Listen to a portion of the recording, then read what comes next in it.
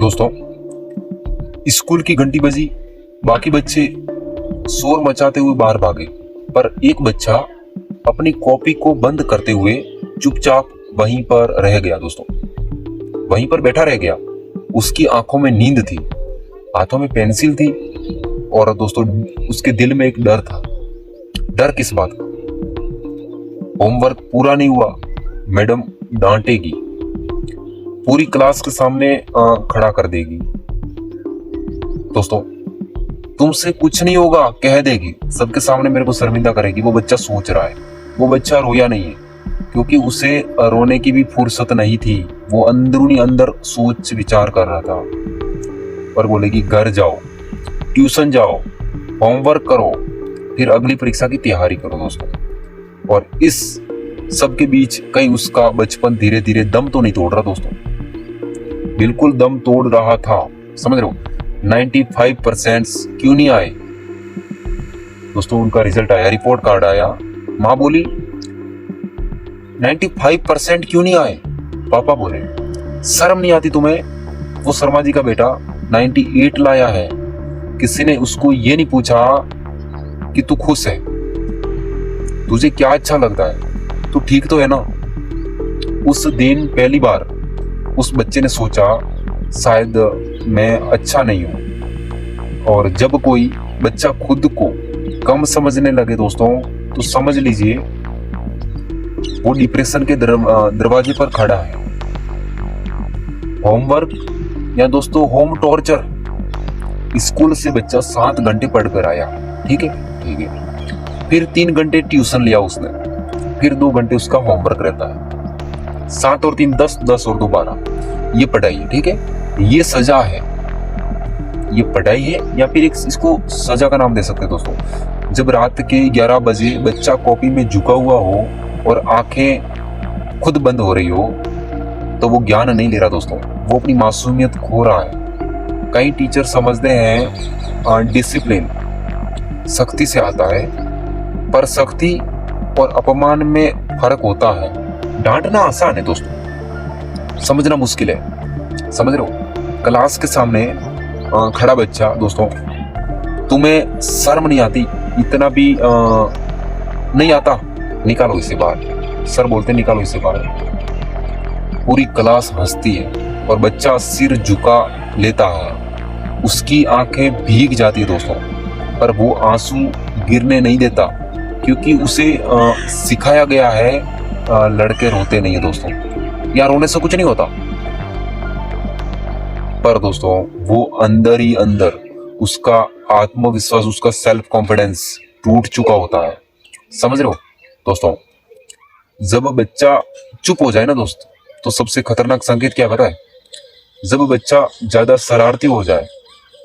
नहीं, खतरनाक संकेत ये नहीं है कि अपना बच्चा शरारती हो रहा है, नहीं। जब बच्चा दोस्तों बिल्कुल चुप हो जाए, कम बोलना उसका, कम हंसना, और दोस्तों से थोड़ी दूरी बनाए रखना, और उसका खाना समय पर नहीं खाना या खाने को कम कर देना, और उसका ज्यादातर एकांत में रहना या अकेले बैठना, ये आलस नहीं है, ये मदद की पुकार है। समझ रहे हो? ये वीडियो कहीं यूट्यूब पर दोस्तों नहीं मिलेगी। मैं आपको एक उस बच्चे के अंदर छिपी मैंने जो वेदना पढ़ी है, उसी के आधार पर वीडियो लाया हूं दोस्तों। तो अब असली शिक्षा क्या है? क्या शिक्षा सिर्फ नंबर है क्या? नहीं। अगर 100 में से 100 लाकर भी बच्चा खुश नहीं है, तो क्या वो सफल है? अगर 80% लाकर भी बच्चा मुस्कुरा कर रहता है दोस्तों, तो वो क्या, वो असफल है? असली शिक्षा वो है मेरी नजर में दोस्तों, जो इंसान को मजबूत बनाए, जो गिरकर उठाना सिखाए दोस्तों, जो तुलना नहीं आत्मविश्वास सिखाए। टीचर भी इंसान है, ये कहानी सिर्फ बच्चों की नहीं है। कई टीचर भी सिस्टम के दबाव में है दोस्तों। रिजल्ट का प्रेशर आपने सुना होगा, और इंस्पेक्शन का डर दोस्तों, मैनेजमेंट की दोस्तों अपेक्षाएं। समझ रहे हो?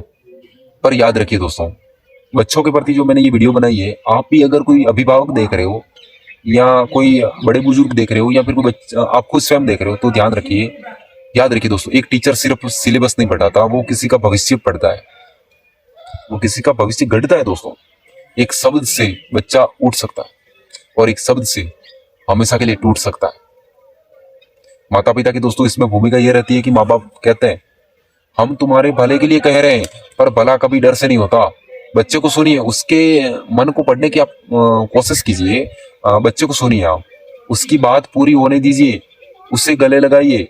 और कभी कभी बच्चा सिर्फ ये सुनना चाहता है, कोई बात नहीं, हम तुम्हारे साथ हैं। वो रात जब बच्चा रोया, रात के 1 बजे दोस्तों, जब सब सो गए, वो बच्चा जाग रहा था।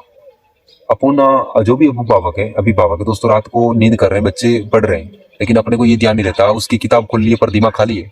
उसने खुद से पूछा, अगर मैं पढ़ाई में अच्छा नहीं हूं तो क्या मैं किसी के काम का नहीं हूं? और यही सवाल दोस्तों डिप्रेशन की शुरुआत मान लो मेरे हिसाब से। जब बच्चा खुद को बेकार समझने लगे तो समझिए खतरे की घंटी बज चुकी है दोस्तों।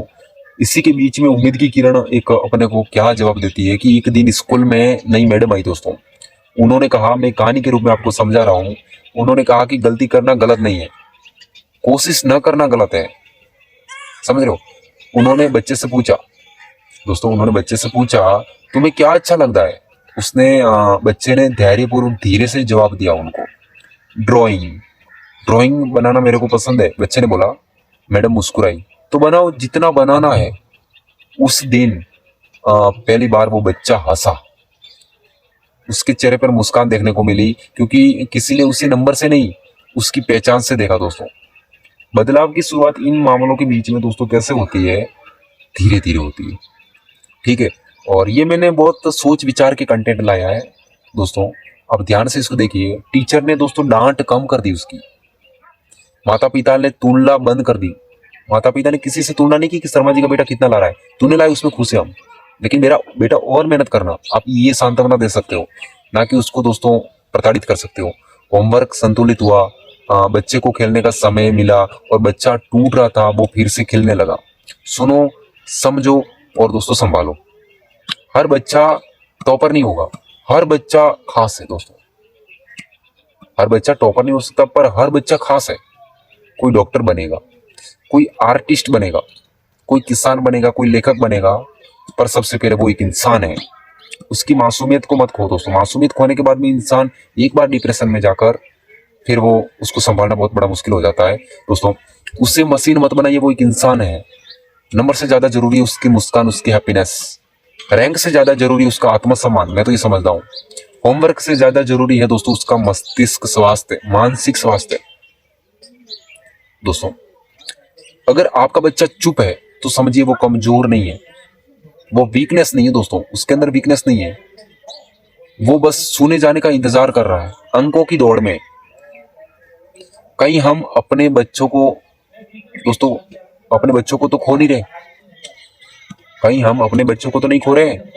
कमेंट में जरूर बताइए। और दूसरी बात दोस्तों, अगर आपका बच्चा 8वीं या 10वीं क्लास में, 12वीं क्लास में बच्चा ढंग से नहीं पढ़ रहा है तो उसको आप सांत्वना दे सकते हो प्रेम रूप में, ठीक है, प्रेम पूर्वक, धैर्य रूप से। लेकिन आप जबरदस्ती फोकस करोगे तो वो दोस्तों उसका प्रभाव दुष्प्रभाव निकलता है, ठीक है। और तीसरी बात दोस्तों ये है कि आप ये मत बोलिए कि आपको 100% ही लाना है। अगर वो 80% भी लाकर खुश है तो बढ़िया है। क्यों? क्योंकि दोस्तों ये मत आंकिए कि उसके परसेंटेज के आधार पर उसको भविष्य में जॉब स्टडी नौकरी मिल सकेगी। नहीं, परसेंटेज के आधार पर नौकरी नहीं मिलती, क्योंकि आजकल कंपटीशन की एग्जाम में दोस्तों परसेंटेज मायने नहीं रखते, ध्यान रखना। 36% बनाने वाला भी दोस्तों, बहुत से लोग बड़े बड़े उच्च अधिकारी बन के बैठे हैं। इसलिए अंकों की गुणना ज्यादा काम की नहीं है, परसेंटेज की जो मॉडर्न क्लास तक 12वीं तक मान रहे हो आप, ठीक है। तो बच्चों पर ध्यान दे रहे हैं, और जितना बच्चा ला रहा है उसको सांत्वना से समझाएं कि बेटा थोड़ा और प्रयास करते तो आप उस जगह पर होते शायद। तो वो बच्चे को एक भावनात्मक रूप से समझाना चाहिए, मैं तो ये समझता हूँ।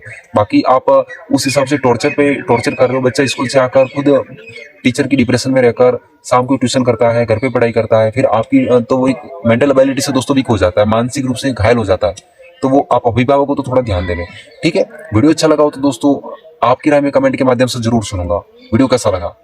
जय हिंद, वंदे मातरम दोस्तों।